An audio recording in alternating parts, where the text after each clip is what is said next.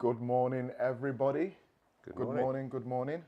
I am joined today on this, I think we're going to call this a Christmas edition of UKBF Talks. I'm joined today on the Christmas edition of UKBF Talks with none other than the immaculate looking gentleman next to me this morning, Mr. Andrew Smart.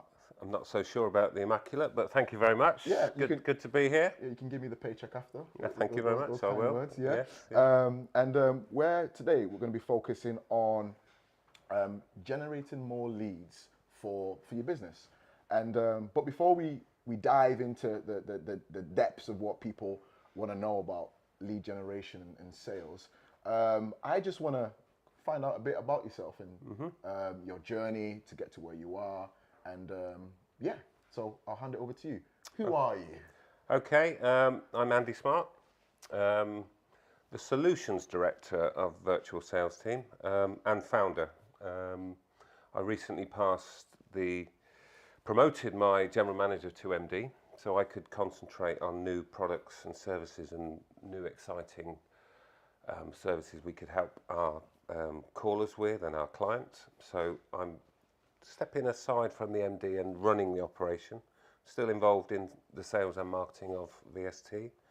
But yeah, Solutions Director is my current role. So I founded the business in February 07, so it'll be 17 years in February. I think my hair was a little bit darker before then, so over the years, it's been quite a journey actually. We generate business leads for other businesses. So we're a B2B lead generation and appointment setting agency is really what we started as. But we now do lots of other services which we might touch on later. But one of our major services now, which is venue booking. We book fundraisers into private sites and supermarkets for charities. Okay. So we've been doing that for a long time. But it's really accelerated over the last couple of years since lockdown actually. But yeah, we generate leads for businesses of all sizes, exciting startups through to large corporates. We do research, we do market research, database cleansing, LinkedIn outreach programs. So lots of email marketing. So we do lots of digital services. Yeah. But actually, most people know us as a telemarketing agency that generates leads for businesses. Yeah. So you just touched on that 17 years ago, your hair was a bit darker than it is right now. Right. What would you say that the purpose of virtual sales team is? Okay, I'm glad you used the word purpose because that's one thing I'm really a real advocate of is understanding what my business can do for people and what other businesses can do for their customers. So our purpose, very simply, is to introduce you to your next customer. So introduce your client to you. So we're a dating agency in a respect. I could get into we're a telemarketing agency, we do calls, but actually that's kind of irrelevant. You want to know what I can do for you, and that's introduce you to your next customer. How do you do that? How do we do that? Yeah. Okay, so we blend cutting-edge marketing technology and digital technology with real people. It is a call centre, but we don't call ourselves a call centre. We're more of a direct marketing agency. We have lots of part-time ladies, predominantly ladies, lots of sort of back-to-work mums and sort of semi-retired people as well, that we can flex up and down. But we are calling out to companies and identifying leads. Yeah. So, it's a lead generation agency, but we blend people and technology. Yeah. So before, I think I've got a question that's just buzzing up inside of me before we move on to the main questions is, over the last 17 years, what has changed from the way you used to do things to the way you currently do things now? Has anything changed in the way generating leads for businesses? Has any drastic changes, any positive changes, negative changes? I think everyone gets better at what they do over time, but technology has dramatically changed in that time. Email, digital, LinkedIn, all the different social channels, social media.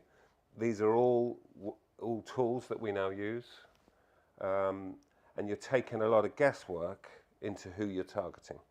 So we certainly wasn't an agency that did a spray and pray, where you are taking a phone book out and phoning everybody, which is a bit of an 80s cliche for a double glazing company. We were never that, but you probably started with a database in Excel, Yeah. and you would work with your client to try and define who they wanted an appointment with or a lead from, and you'd get trained on it, and we'd represent our customers as the client, but you've got to call through a list, and it's a lot of graft, it's a lot of hard work. What we are now trying to do is put more science into sales. Yeah. That's one of our taglines at the moment, and that's all about using data to drive the agenda of every meeting we have, but also every campaign that we work on. You want to get smarter every week and every month that you pick up the telephone. So that's understanding what the data's telling you, how long it's taken to get through to someone, what the propensity of them is to buy, what the opportunity value is that your client is quoting on, how many they actually win from what you've quoted. So actually, I think to answer your question is quite a big answer, but digital transformation is the biggest one. Yeah. But I think as our business, the best service that we now offer, and all marketing agencies should offer, is the continual conversation about return on investment. Yeah. So you've got to demonstrate to your clients how much return that they are likely to get, will get, can get throughout the whole campaign. Yeah. Really, if you can do that and not shy away from it, Yeah. and it's there, be transparent, Yeah. you start to build a really good partnership. Yeah. I think what used to happen in the past is sometimes people would brief us and then they'd step back and let us get on with it. Actually, we need to be a really close relationship. It's a high maintenance relationship for a couple of months until we really get into it. There needs to be patience, there needs to be a lot of planning, and a lot of preparation before you even start.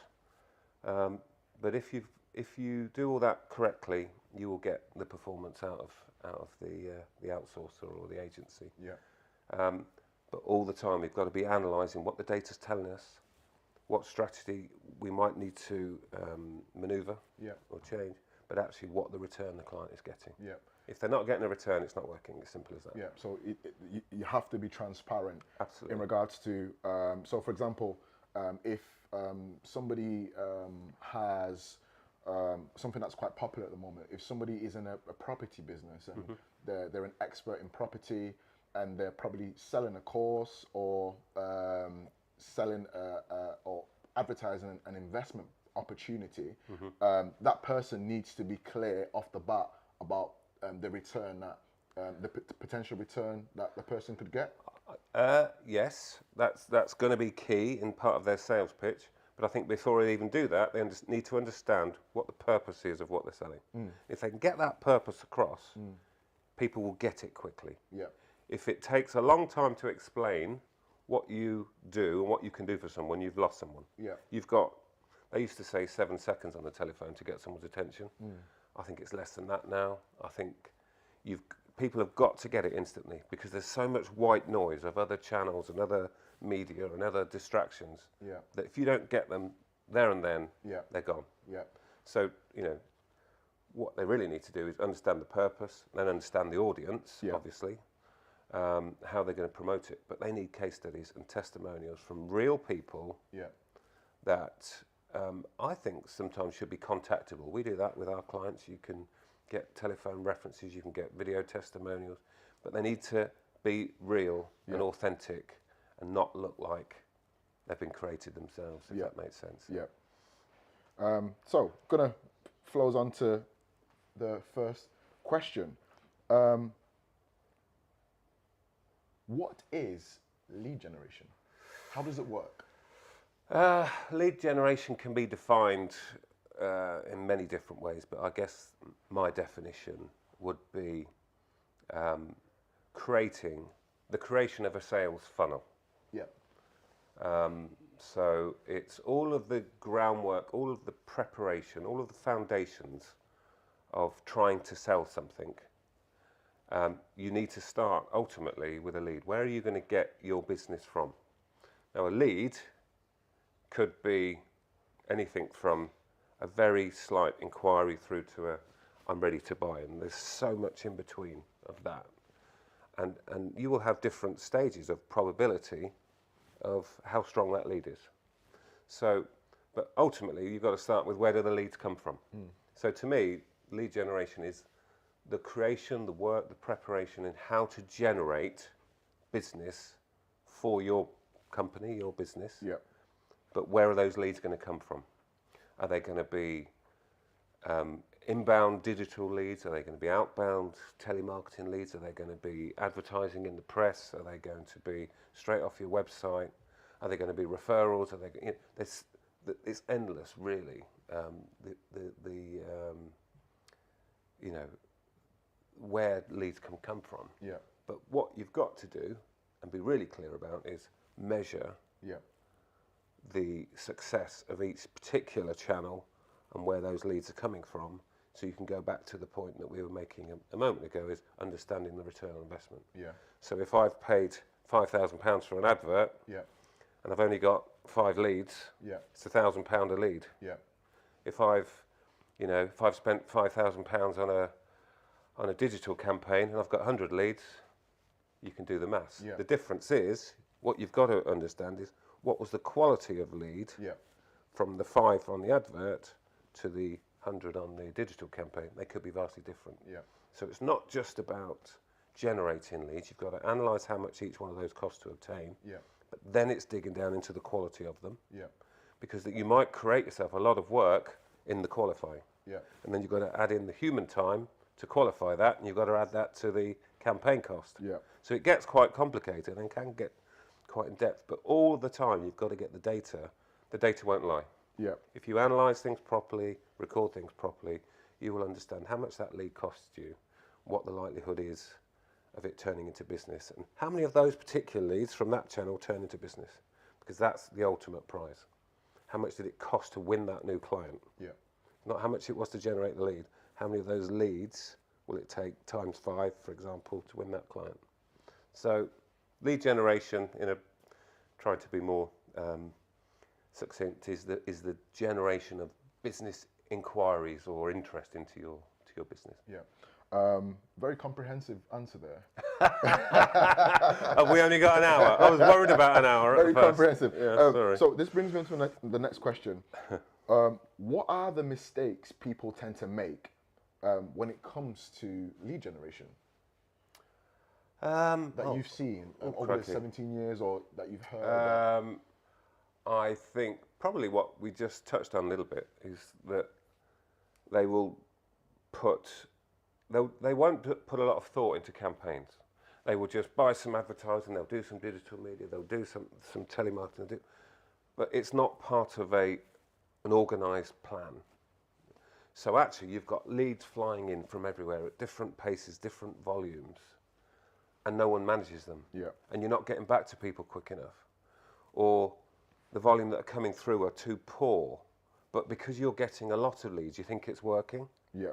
So I think the mistakes that people make is they think that all leads are good leads. Yeah. Well, you've got to be a little bit stronger and a bit more ruthless with some of your leads sometimes. Yeah.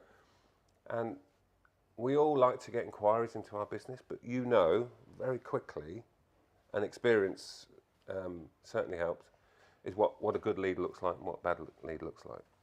The secret is, how do you deal with the ones that are not quite so good for your business? You don't want to ignore them. You don't want to be rude.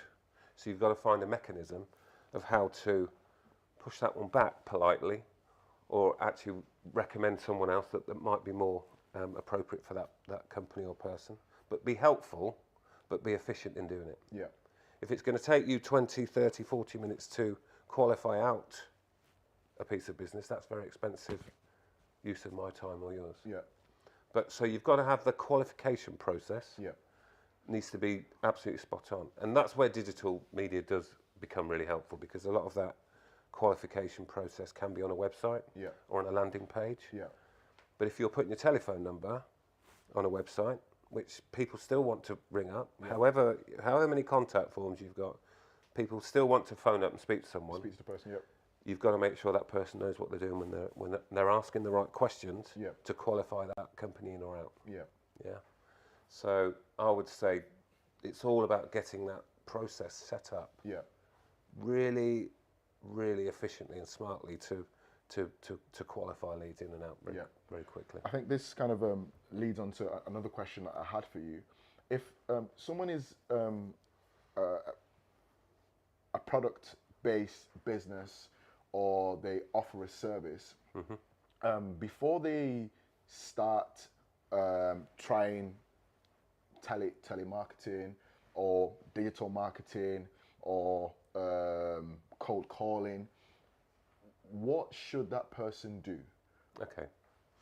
So I think what you're saying is, I've got this idea, I've got this fantastic service, I'm just going to go out and sell it. Yeah.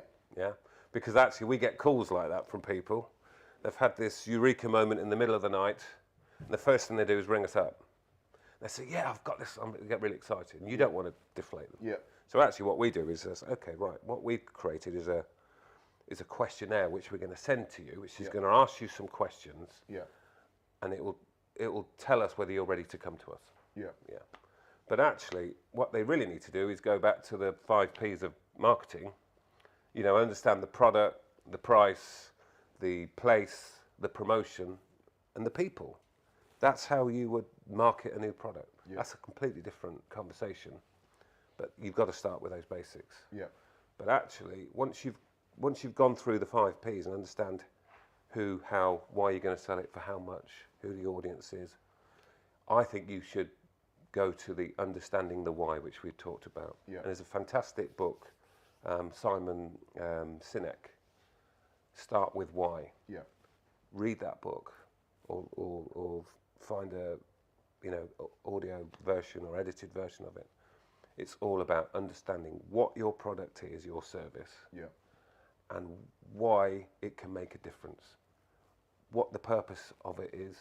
And I think if you go through that, then do the 5 Ps, you'll understand it. It'll probably answer a lot of those questions for you. So but you've got to do some testing. You've got to speak to lots of people. You could do focus groups. You could do all sorts. There's so many different ways of research, but actually you've got to understand the why. Why is this going to be different, and what's the differentiator of this over another alternative, for example? Understanding the why is my biggest sort of tip on that situation. You just mentioned something called the 5 Ps, which I've never heard of. I've heard some of the elements within the 5 Ps. Would you be able to like break down each one of those things? Well, it's product, so you've got to know your product inside out, and your competitors, and where you differentiate, where your USPs may be. What it's the manufacturing process. It could be you need to know everything about that, because there's no point in having a great idea and it costs thousands to manufacture, or the lead time is too long and you can't sell it. So understanding your product, you theoretically should have that. But then you've got to go through a pricing piece of research, really. So where are you going to sit in the market? So in my particular business, we are just above the middle of the market. I don't want to be at the bottom, because it's a lot of work for very little profit. If you're at the top, you're going to exclude a certain part. So we're probably 75% up that chart. So, but that takes a while for you to understand where your product and the value of your product sits within a pricing portfolio, if that makes sense. But you've got to do competitor research. You've probably got to buy competitors' products or services, really experience it. Then understand how you stack up, how you measure up against your competitors. And part of your strategy initially is that I'm going to be the most expensive, I'm going to be a high quality brand, I'm going to be the Rolls Royce of. Yeah. But you've got to make sure that you can deliver on that. Yeah. Else you're going to be a laughing stock, or it's going to be a joke very quickly. Yeah. So understanding your product and your price, and the place is, where are we going to market this? Yeah. Who is the audience? Yeah. Yeah. Is it consumers? Is it business? Is it locally? Is it globally? Who's your market? So again, lots and lots of research to understand where. And then the next one is promotion. So how are you going to actually promote your product? Yeah. Are you going to hire an outsourced sales company? Are you going to do it yourself? Are you going to go straight online, which is the temptation for most people these days? But again, there's some, are you going to have field marketing people doing tasting in supermarkets? You'll often see that when you go to a supermarket. So there's so many different channels, sales and marketing channels to promote your product. You've probably got to do some testing as well. Because it might not always be obvious which is the most successful channel for you. And then lastly, I think, it's know your audience. Who are you trying to sell this? This is the people P. Who are you selling to? Why are you selling them to? What's it going to give them? All the stuff we've sort of been talking about. But you've got to know the demographic really of who you're selling to. In B2B, it might be what we call the avatar. So what's that business look like? What size is it? How many employees has it got? What's the geography of it? What region are they in? Who's the decision maker? What's the persona of that decision maker? So that makes up a real, it's an avatar of the business that we want to focus. That's the kind of work we do with our clients. But if you are selling B2C, you'll want to be finding a persona of the consumer. So what age is that person? What sex? What demographic are they in? What social demographic are they in? How are you pricing against that? How are you going to get through to them? So knowing your audience or your market is the last P, people. There's a question that just jumped out once again. This is what you're saying is really, really valuable, by the way. How does somebody know what channel, because you mentioned there's a few different channels there, how does somebody know which channel is right for them? Well, I think if you're launching or inventing or bringing a new product to market, you'll know the reason why you're doing that and why you think it can be special. So you'll actually understand how your competitors are doing it, unless you're a super innovative new channel. But you'll understand how your competitors are selling it. So they're going to be immediate channels. But in all honesty, I think it goes back to testing. Test and learn. Crikey, we could sit here and name 10, 15 channels off the top of your head. You've got to be realistic. Are you going to sell a car through a cold call? Probably not.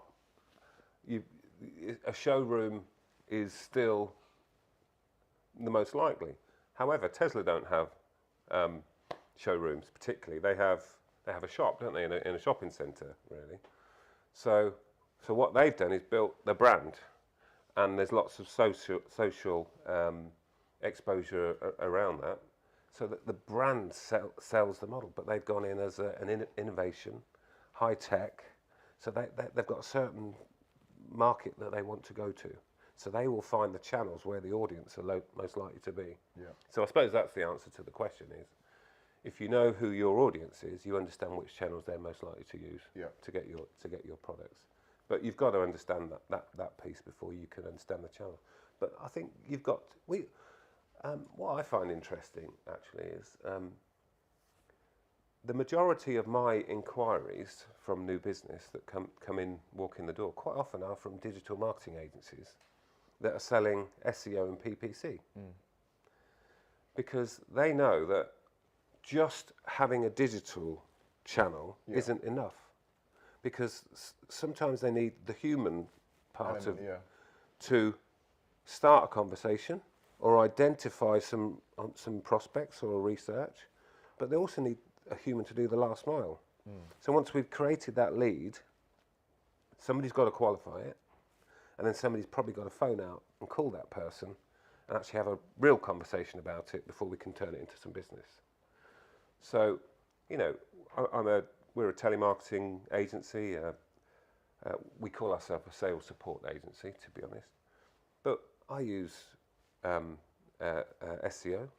I use LinkedIn marketing. We do direct mail. So you can't be defined by one channel because that's your channel, if you like. I still need help from the other channels. And I've got a few customers that are digital companies that need us as well. So, but I think, again, to answer the question succinctly, is you've got to test different channels. Understand where your audience are, which channels they use, and then keep testing. Keep trying and keep testing, and then understand the ROI of how many leads are coming through and how much of that is turning into business. And then you'll begin to understand which channels are most successful for you. Yeah. We had a previous webinar with Hannah Brady a couple of months ago, and Hannah Brady was speaking about marketing, branding, marketing. But a question that I asked Hannah was about sales and marketing and how they work hand in hand. And I'm going to ask you the same question as well. So what is sales in your eyes? What is marketing in your eyes? And how, if they do, how do they work hand in hand to achieve a particular result? Well, I think you summed it up there. They need to be working hand in hand, because there was always a bit of conflict over the years that the marketing people make pretty pictures and the sales people drive around in company cars with mobile phones. Yeah, this is the image from the 90s. Yeah. But as digital channels have come through, we know that, you know, they need to work together. So I'd say marketing creates the interest and sales theoretically converts the interest into business. I think that's probably the quickest way I would explain it. Yeah. But there certainly used to be a bit of conflict between sales and marketing. But now they've got to work together. And actually, a good salesperson, this is maybe a better answer, a good salesperson needs to be really clued up in marketing now and understand all the different channels. If you haven't embraced digital and you're in sales, good luck. Yeah, you need to understand, because you actually got to sell yourself as well as, you know, your LinkedIn profile, your own particular persona, your own knowledge. Doing things like this, you know, this you've got to get yourself out there. You've got to be aware that of your presence, your company's presence.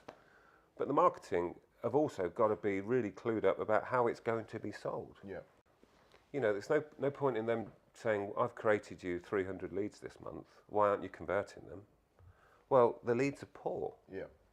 Or, you know, the market that you're going to is creating the wrong kind of lead, and they're like, well, a lead's a lead. No, it's not. A lead could be one of, you know, 50 different sort of levels. So I think to start a campaign, they've got to work together. That's part of the planning. You've got to get the operation involved. You've got to get, you know, marketing involved. You've got to get sales involved, and it's a joint decision. No longer can it be segments of the business. Everything's got to work together. But yeah, hopefully those days are over. So no longer are marketers painting pretty pictures, but they're now valued. Marketers are valued now. Well, marketers are also very much data people these days. You know, it's interesting actually. Analytics and everything. It's all about analytics and that understanding the cost per lead, you know, the ROI of campaigns, etc. The number of hits on a website, the number of inquiries you're getting. You know, there's so much digital footprint now. Across the web or across landing pages, across your own website. You can, you know, see who's been on your website now, not just Google Analytics, but the actual companies, what they've been looking at. look at how they're working, digital trails, hotspots of how they're moving around your website when they're on, which is really interesting. And if you find someone scrolling but they can't find a call to action on your website, it's not working. Yeah. So so I think they've got to work in tandem, and there are still the colourers, and we do need really creative marketing people to come up with the ideas. Yeah. But that's got to work with sales of how they're going to take that over the line. And actually, as we keep going back to, data is going to drive where the intention should be. Where the intention to be, the success of it, what channels working, what marketing campaign. Yeah. Lots of A/B testing, different channels. We're talking about which one's working. Yeah. So that's sales and marketing really working, succinctly to understand how best to get this product or service out there. Yeah. You mentioned something before about a sales funnel. For those that may not know what a sales funnel is, would you be able to break that down and maybe go into what the different aspects of that funnel look like? So it's also known as a sales pipeline or a sales funnel. So if you can literally picture a funnel, and you broke that down into sections, the idea of a sales funnel is the leads literally are filling up the funnel from all different channels and directions, and then as leads travel through the sales pipeline or through the funnel, down the funnel, they're going through a qualification process. Yeah. So the first one might be an initial inquiry that they speak to someone, we ask a few questions, yes, the customer's still interested, yes, they're a better fit, maybe we're going to take that from 10% to a 20% probability that they might buy. We then need to ask them more questions of, what they're trying to achieve and see whether we're right, and then you might get into a commercial conversation with them. Yes, it's still a good fit. That might go to 40 or 50% probability. Then it might require a physical visit from a sales rep or a team or a Zoom meeting to really begin to get under the skin of each other's business and understand where it's a good fit. Yes, we're now going to create a really detailed proposal. Maybe this is 60 or 70% probability. So every touch point you have with that client as the lead comes in, it's moving down the funnel, and you will create your own probability of how likely it is to become a client. And ultimately, the ones that come out the bottom are the clients that won. But the really interesting thing about this is what people don't like to do too often is qualify people out. So you've got to be really strict and quite ruthless to do that, certainly at the very top. But just because it's not appropriate now, it doesn't mean to say that it won't be in the future. So what do you do with a lead that's not quite right now? They're not quite big enough for you. They're too new a business, or it's just complete. You might put them into a nurture campaign, which could be an email. It goes into your CRM, to your customer relationship management system, and it becomes a nurture lead where you are adding some value, sending out a quarterly newsletter, a monthly newsletter on email or something like that, with some really good education or some industry news that you think they might be interested in. And it keeps them there, and it keeps them there. So, and actually that will stay in your funnel. And eventually they might click on something and it might move them down to another stage. So just having a really sophisticated but smart funnel, really. That moves people down at the right pace, but also qualifies people out is what you're looking for. And a lot of people, there's also a reputation of salespeople padding out a sales funnel. So they're trying to keep their MD or their sales director or their happy by saying, I've got all this in the funnel. But if it's fresh air, if it's rubbish, it's worthless. So having really good rules about what that next stage of probability actually means. Have I created a quote? Have I sent a proposal? Have I met the client? You need some physical transactions to move it to the next stage. It can't just be based on a fresh air conversation or. So, and you know, those kind of salespeople, again, hopefully that they've gone in the 90s and the 2000s, because actually what we want sales and marketing to be is based on fact. Yeah. And we want to be able to predict what is actually coming in, not the fresh air that the salesperson's, you know, talking about. Yeah. We need fact. We need to know what the propensity is for that customer to buy, so that your operation can gear up to deliver it. Yeah.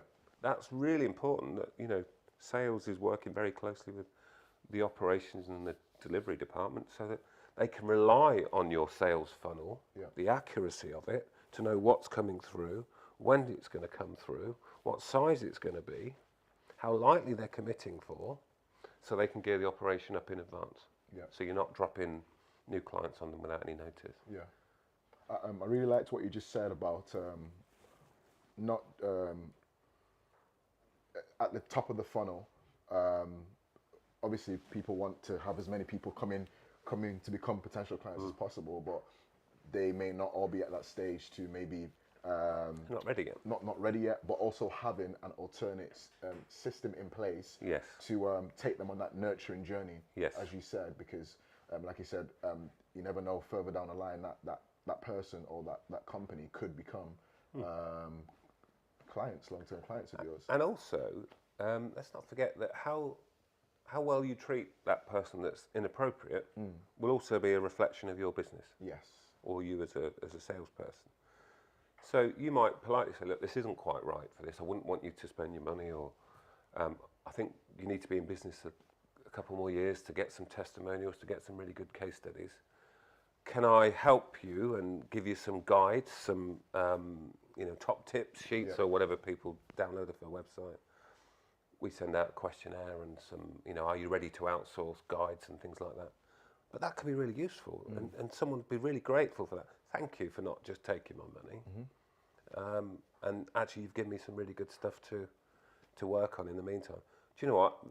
There is somebody else that I think is ready for you, and suddenly they've referred you somebody else that comes in straight at 40 or 50% because they've already made that decision and they're a bit further down the line. So how you treat those that aren't quite ready is just as important as the good ones. So we're about to go into Christmas, right? I'm about to paint a scenario here. Okay. So you're talking to the Grinch here, by the way. Talking to the Grinch. Oh no.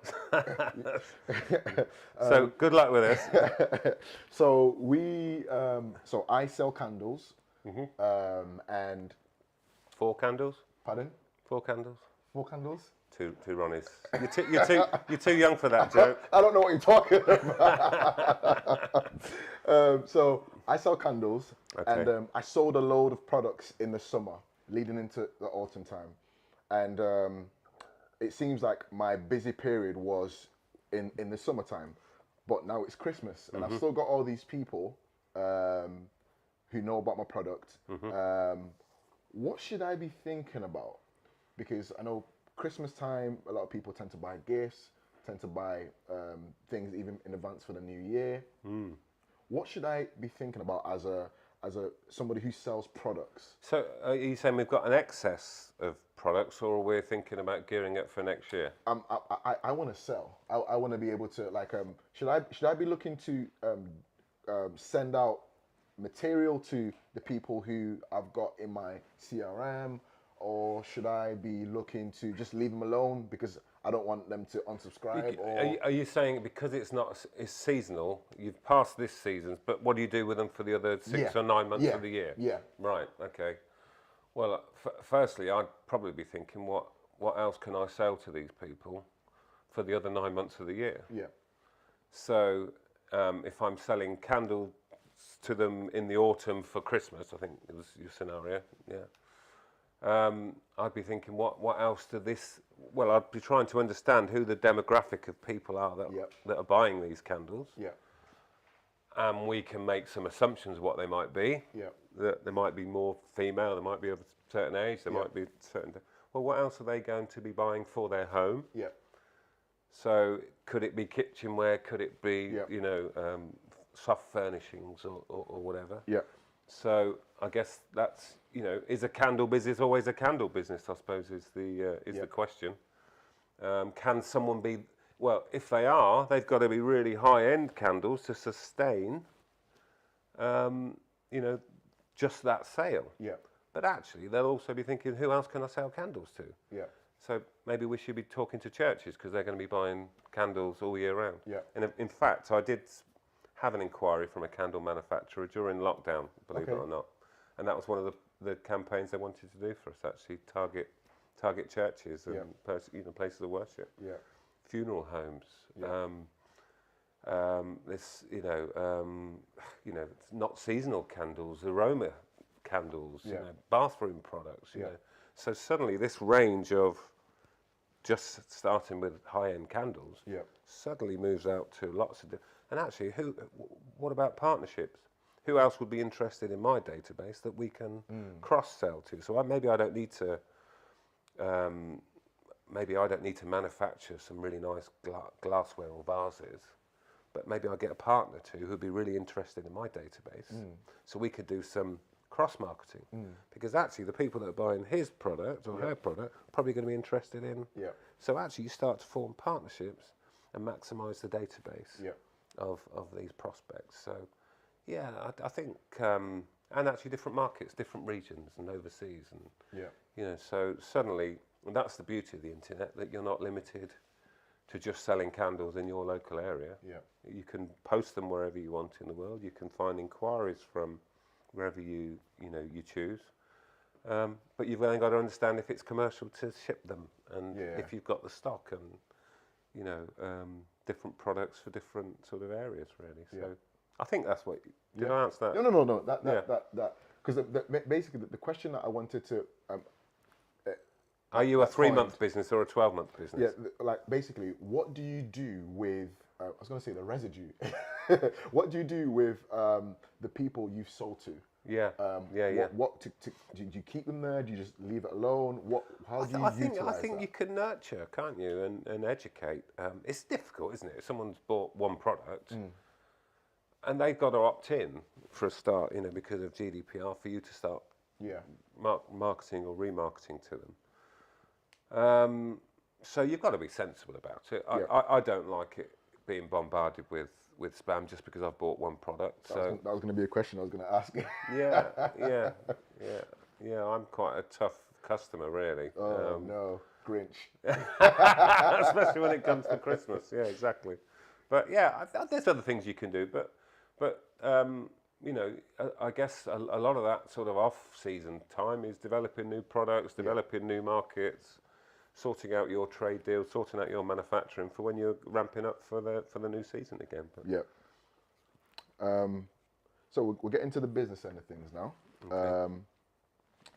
What automations or processes should business owners incorporate when it comes into their lead generation and their sales process? I can say that for you again if you want. So what automations, what processes should business owners incorporate into their lead generation or into whatever sales process they have? I think we've talked a lot about how you handle leads and qualification. Automation of a very simple one actually, which a lot of people don't do, is having a fantastic inquiry page on your website, which will not only take inquiries in, but it will do the qualification piece we've talked about.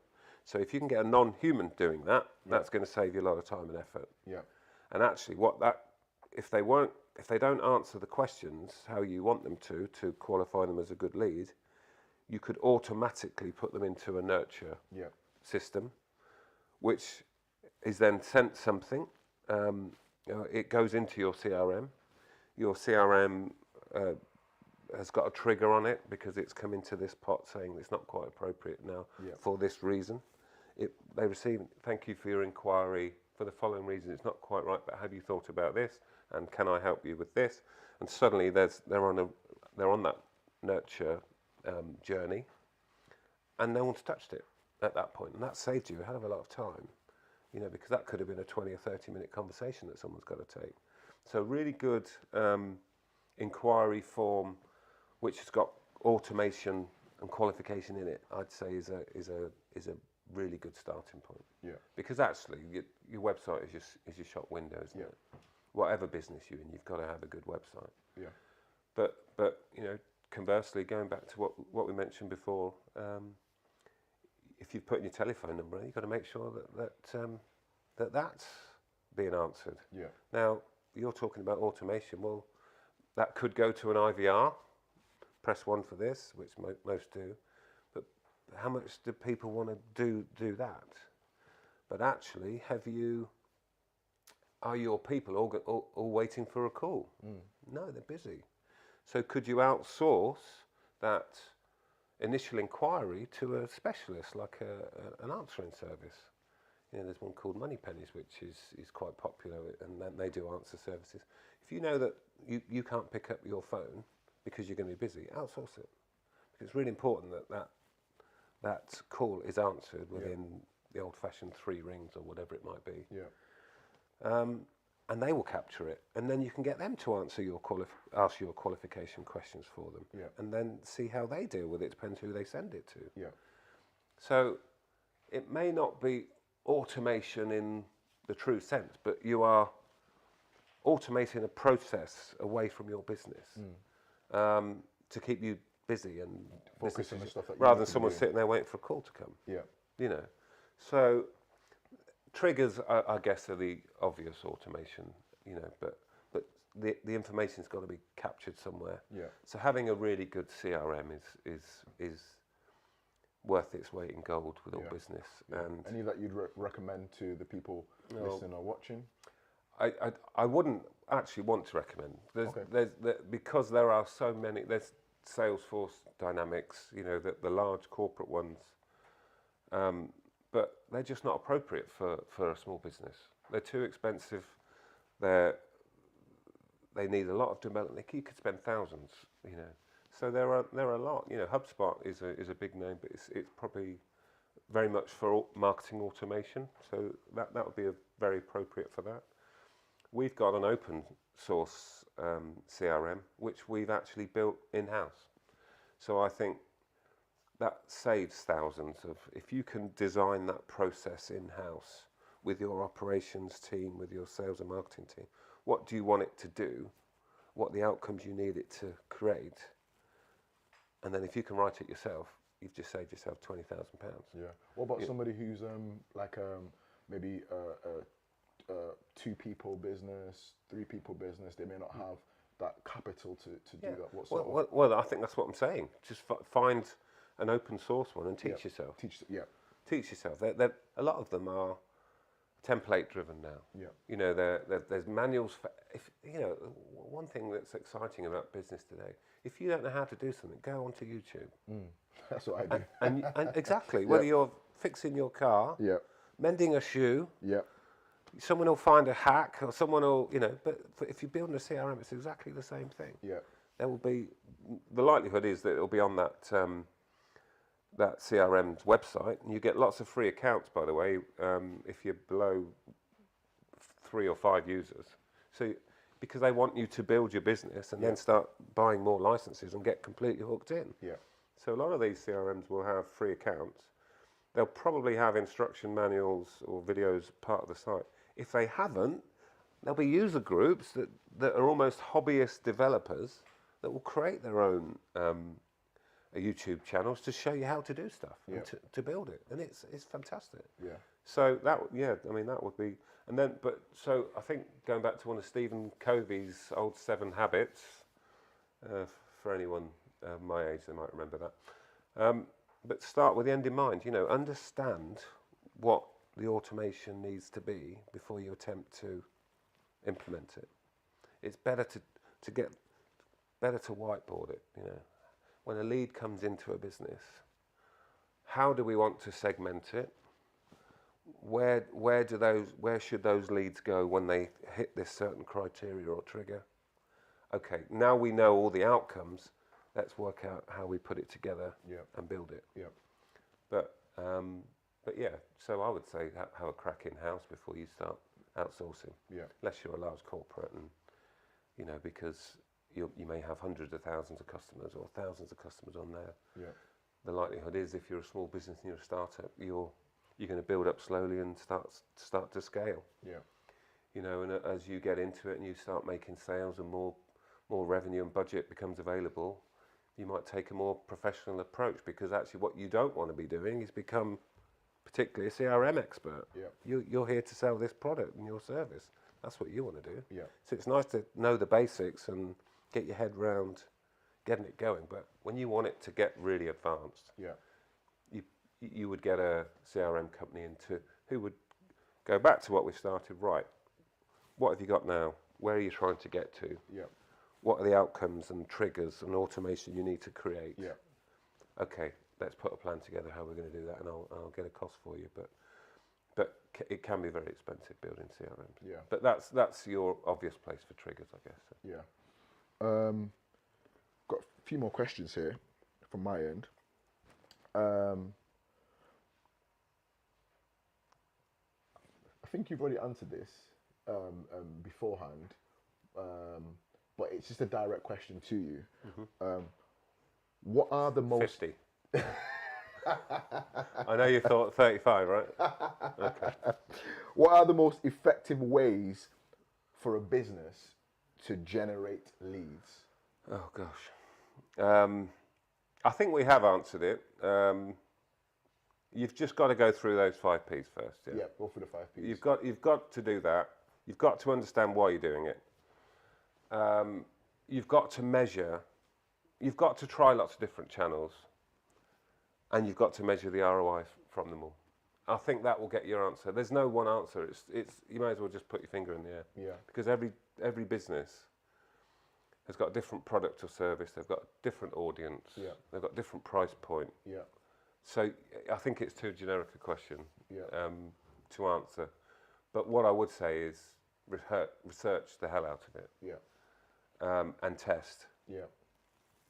Test, learn, repeat. Test, learn, repeat. Measure ROI. Measure quality of opportunity. Quality.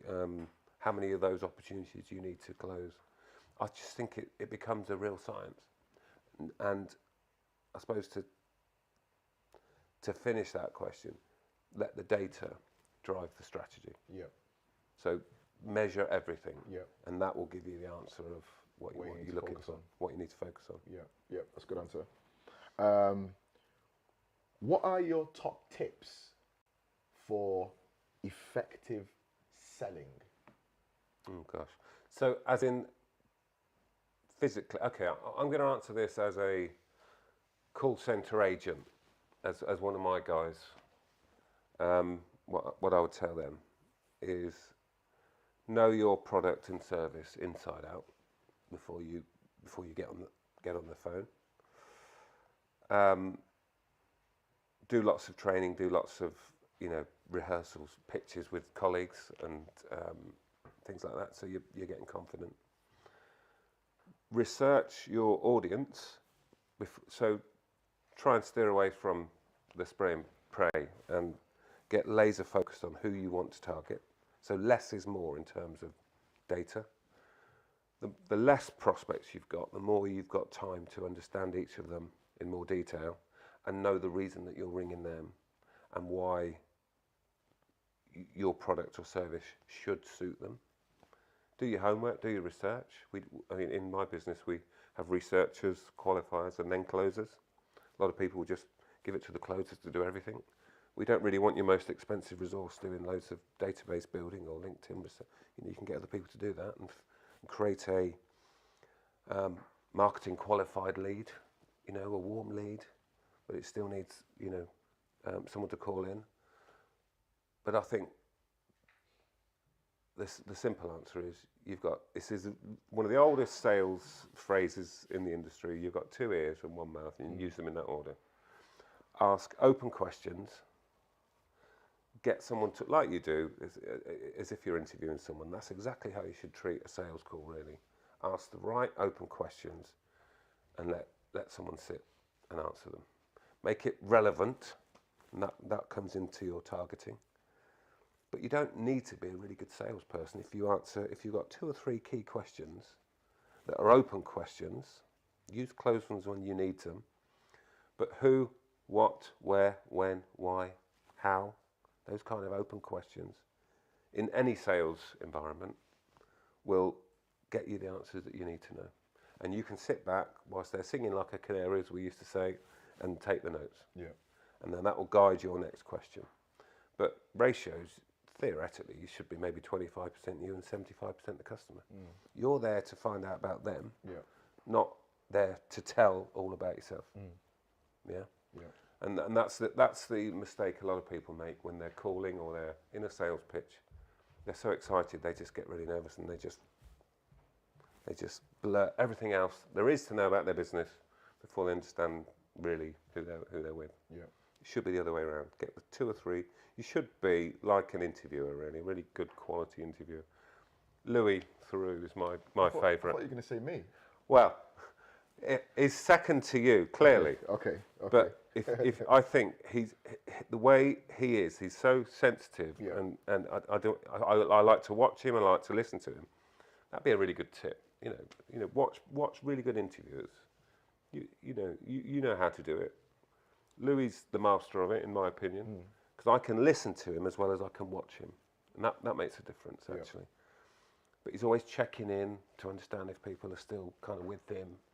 He's asking if that question's, is that too sensitive, or are you okay with that?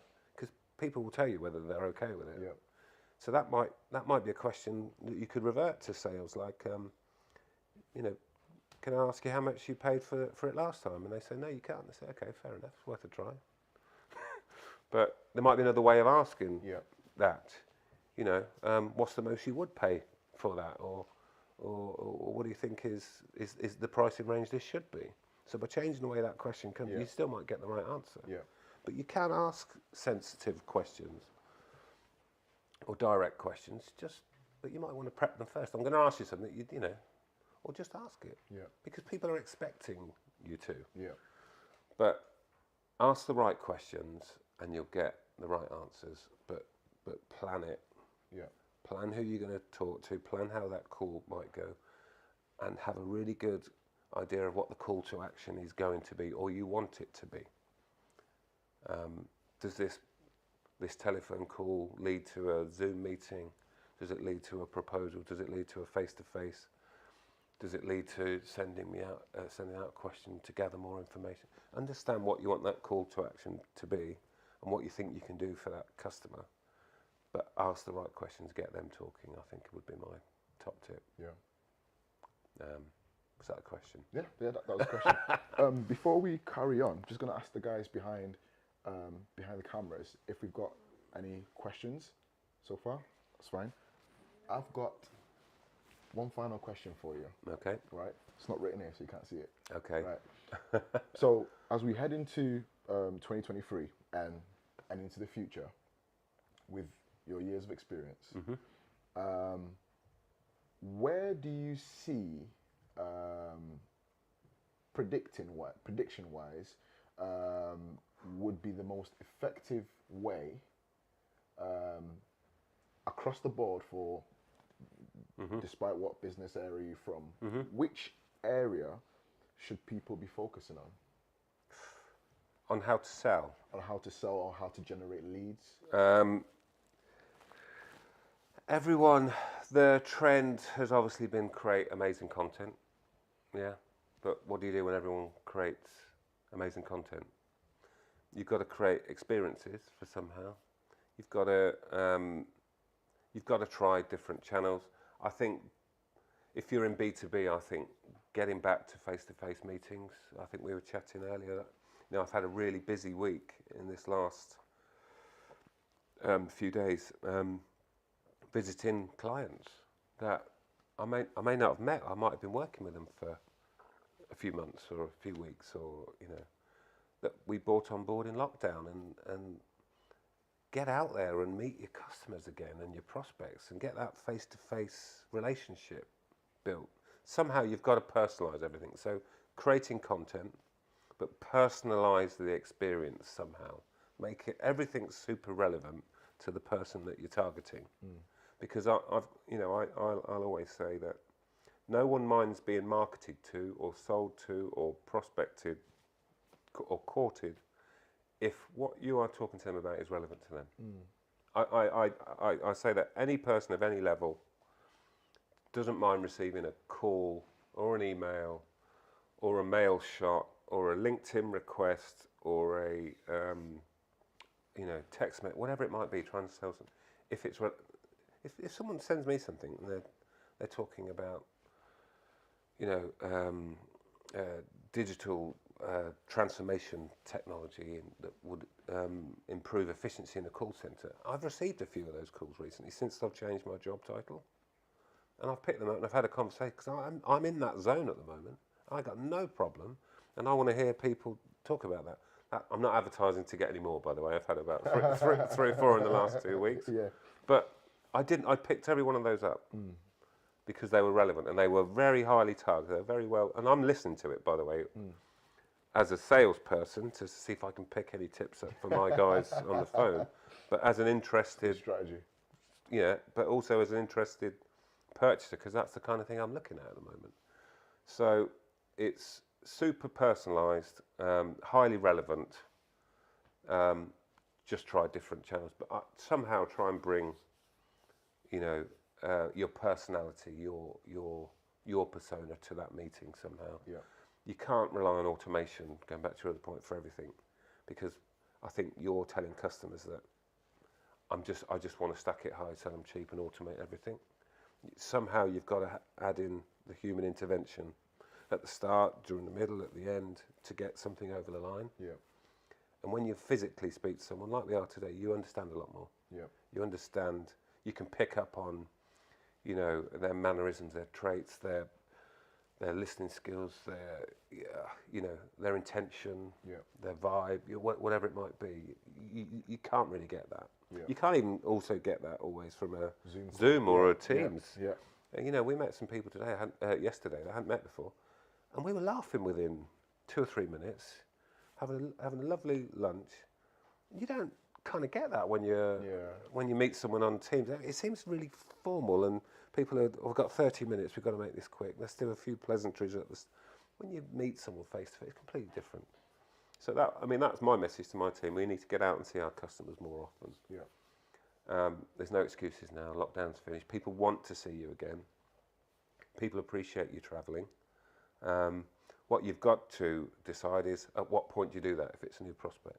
Because you could spend thousands driving around the country on cold prospects or inappropriate ones. Yeah. It's too expensive. Yeah. So I think what's happening now is the qualification is done with an automated process, potentially, which may lead to then a Zoom or a Teams meeting, which becomes a chemistry meeting. And then when you know that actually we're a good fit for each other, because it works both ways, that's when you might then go into a face-to-face meeting and build the relationship and try and sort of close a deal or do the discovery piece, where you can create a really bespoke and personalised proposal for them to hopefully win their business. But so well, you could just to add to what you just said as well, like if you go to having that personal aspect in a sales funnel lends itself to even things like networking. Yes. When you meet new people. Yes. That potential to either do business with the person you just met or do business with the person who knows someone that's interested in what you've got to offer. No, thank you. That's a really good point. I think so. Now lockdown has finished and we're back at, get out there and network as much as possible. I mean, that's something I'm telling my guys all the time, not just for interested customers, but for your peers in the industry, people who do the same thing as you, because we all want to share knowledge and improve the reputation of our industry. But go to, in my industry, I don't particularly want to do an event at a sales conference because I'm going to have 4 or 5 of my competitors there. So I'm one of 4 or 5 doing a stand, so doing exhibitions and things like that. I'm better off speaking there, to differentiate myself. So that may be a strategy. But actually, what would be even better would be to go to pick a group of customers that you really want. So there's a lot of interesting conversation about specialising versus being a generalist. We're beginning to specialise. We specialise in charity bookings and fundraising, supermarkets. We also specialising in the circular economy for our lead generation. We're really strong at that. So because you're beginning to speak the same language, rather than learning lots of new industries all the time, you can specialise without putting all your eggs in one basket of one company. So you've got to spread your bets, but become an expert in something and still have lots of options or opportunities. So actually, if I'm doing an exhibition, I'm better off going to a circular economy exhibition and being the only lead generation company there talking to them, rather than going to a sales and marketing contract where I'm going to be amongst 6 or 7 of my competitors. So going back to your point, get out there as network as much as possible, but go to where your future customers are going to be. And just on a final point there, when you are top tips, design your avatar. Who do you want your customer To look like. of 2 years' time or 18 months' time to look like? Because sometimes it can take that long to get them. So you've got to think ahead. What's the landscape going to look like then compared to now? Okay, I've created this persona or this profile or this avatar of a business. Where are those people? Because I need to now start planting some seeds and going to meet these people, listening to what their challenges are, so I can create something to get these guys on, in the next year or 18 months. So, yeah, go and find the watering hole where they go for their information, where they go to be educated, and industry events has got to be the obvious starting point. Where does a senior speaker in the circular economy go? Because all the people that listen to may be people that are really taking that industry seriously. So actually, I want to sit amongst them and chat to them. So yeah, it's a good point about networking. It's been fantastic having you on today. But before Thank you. we close, are there any closing remarks that you have in regards to this session? And also, how do people find you, find company and things like that? Okay, well, firstly, thanks for the invite in. Really enjoyed it. I thought I was going to struggle to fill an hour, but feels like we're just getting warmed up. My colleagues will tell you the same thing, that once you get me started, you can't shut me up. But no, I really enjoyed the chat. Closing remarks, just really, really drill down onto who you want your customer to be, where you're going to find them, understand the channels where they're going to be, and just research the hell out of everybody before you start approaching them, because you'll save a lot of money. Less prospects is more. If you can't do that, outsource your sales to an expert. That's what, because actually, on a serious note, cheap plug, I know, but if you haven't got the time to do it properly, outsource it. Whether it's to a SEO or a PPC agent, a creative, a colouring in agency, an outsourced sales and marketing agency like us, outsource it. Because it will be done. It will get done. If you're targeting yourself on, I hear this all the time from my customers, I set myself a goal to make 100 cold calls this week or 200. And it got to Thursday afternoon, and this job I'm pushing round the week, everyone will be able to relate to this. I still haven't got them done. Then I put the pressure on myself to get them all done Thursday afternoon. And then a customer rang me, and that afternoon was gone. I've now got Friday. And something else happened. Another customer's an emergency. I haven't done them. Another week's gone. I haven't made those calls. Just outsource it. Outsource it. And just, you've got to get the return on the investment to make sure it works. But outsource it to people like us, not necessarily us, but to people like us, because that's our job. We take the legwork, we take the pain away from doing. Most people would rather put pins in their eyes, let's be honest, than make a cold call. That's quite daunting, because it is daunting. It's a tricky job. It works for us because I have part-time people that do 4-hour shifts at a time. I don't have someone doing it for 8 hours a day, 5 days a week, because that is tough. That is really tough. So yeah, outsource what you can't do effectively or efficiently in-house. And if you do want any advice or we can help, it's virtualsalesteam.co.uk. Or find me on LinkedIn, Andrew Smart. I'm on LinkedIn. But yeah, or find Jacob, and I'll find and Jacob. he'll do the qualification for me. And yeah, but no, really enjoyed the conversation, and yeah, thanks for the inviting. Was there? Oh, got a comment here. Oh. Do you have any advice for scaling up a small business, especially in virtual and in the hybrid world? Oh gosh, it's a bit difficult one to answer. You've got to scale sensibly, make sure that you can keep delivering what you're doing as efficiently and profitably when you are 50% busier, 100%. So don't go too quickly would probably be my advice on that one. We've gone to a hybrid model actually. That's you've got to scale a business. You've got to keep everyone on board. So in the lockdown, we had fully remote workers. Before that, we had fully office-based. We've now settled on 50-50 hybrid.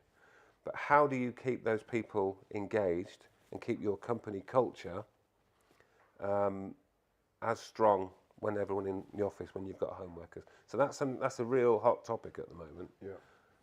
Of how to scale and with hybrid workers. How do you keep your company culture as good as it was when it was a small business? Because the best time of a business is when there's probably less than 10 employees, and you can all go down the pub on a Friday afternoon and you have some fun. Suddenly, when you've got 25 staff, there's little cliques that are forming, Yeah. and people will be going off in different directions. Suddenly, the dynamics changed.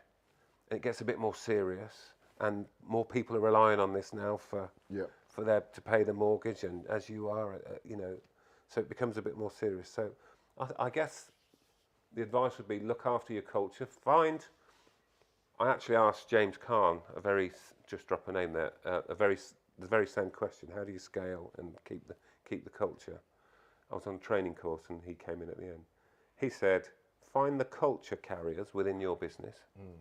Who do the people that live and breathe your brand, and that find those, and every new starter you bring in, attach them to that person or those people. Have one in each department, because they're the future.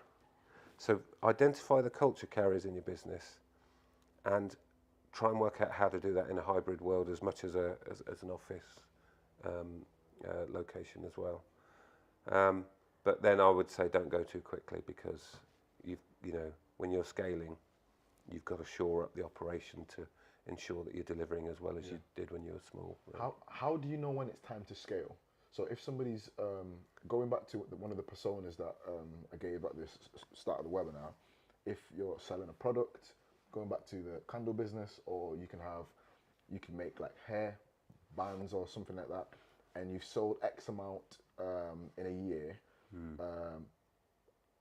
One man band, one woman band. How do you know when it's time to scale? Okay. I think adding to my advice, I've always had a business coach, a really good business coach, and I've had different ones over the years. But they will be better advised to answer that question to you, because they will be looking down on your business as opposed to working in it. And they will ask you the challenging questions that your staff won't necessarily answer or be truthful about, potentially. So I would say get external eyes and ears on your business, and they'll also help you network as well and introduce you to people. They've got great black books, a really good coach, but they will help elevate you and look down on your business, and they will probably be able to answer that question than I could. But you've got to have a plan, haven't you? You've got to have a plan. Yeah. And having a plan, sticking to it, or having the ability to be flexible when you need to, it's a hard job for one person to take on. So your management team have all got to be bought into that plan. Your staff have got to be bought into that plan. But I think externalised looking in will probably be the best value or best pound that you could spend in terms of scaling, really. Yeah. Because they will be honest with you. Yeah. They've got that foresight, insight as well. Yeah, and they'll have seen it. Yeah. They've been there, done it, seen it, especially if they're working with lots of different businesses. Yeah. You can be the most excited about your product and you think it's the best thing since sliced bread, but someone else starts asking you hard and fast questions, and they make the awkward questions. That's what you need. Yeah. That's what you need, and that they'll give you the answer then, I think. Yeah. And a lot of it will be about, can you support the cash flow? How can you scale? How's the recruitment? You know, how are your competitors? How's the pricing going to work? You know, premises. There's so many variables when you're beginning to scale. Yeah. But the competition, the question might be: is there a limited window before someone else jumps in? Yeah. So that you might need to do it really quickly. Yeah.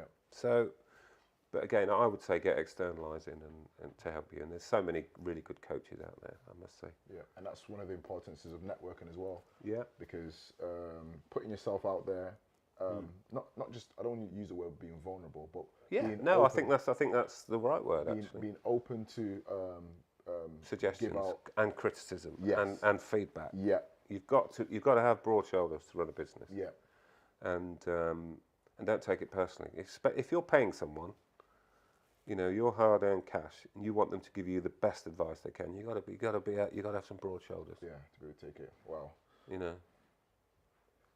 So I think that unless I've missed any comments or anything like that, I think that brings it to a beautiful end. Thank you for your time today. We'll be sending out some information about how people can get in touch with you, and also about the business as well in further correspondence. But it's been great having you on today, sir. Yeah. And I hope you enjoy your Christmas. And Mr. Merry Christmas to you and everybody else that's watching it. I do like it a little bit. You like it a little bit? It's the disruption it causes in business is why I'm a Grinch. Okay, that's all right. Thank you so much today. No, thank you very much for the invite, and I really enjoyed it. Yeah. And Merry Christmas, Happy New Year to everybody as well. Well, he said it for me. Yeah. So we'll see you guys next year. And we've got so many great things coming up with UK Business Forums, webinar-wise, networking-wise, podcast-wise. We've got a cracking... do you know Richard Osborne? Aussie. He's got a fantastic podcast called Drive, where he sits down with people that have done it, doing it. They tell the nitty-gritty of what it's about and what drives them. Yes, I've been watching and listening. You're watching and listening? Yeah, absolutely. Very good. Some really good episodes coming up shortly, and coming up especially next year as well. And so thank you so much for your time again today. Hey, listen, just one final thought. You know, people are talking about going into recession. It's our busiest time ever. Wow. We had a difficult couple of years, and we've come out, and it's been the busiest time.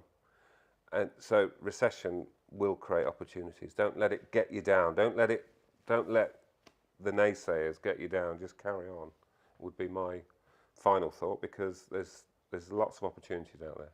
All we needed was some stability, and we've got it now. Yeah, that's good. So, you know, we're the busiest we've ever been in 16 years, which after a tough couple of years, it's a relief, but it just shows you there's opportunity still out there. You know, so let's have a happy new year. That's it. And a really prosperous 23. That's there what we I'd go. say. And beyond. And beyond.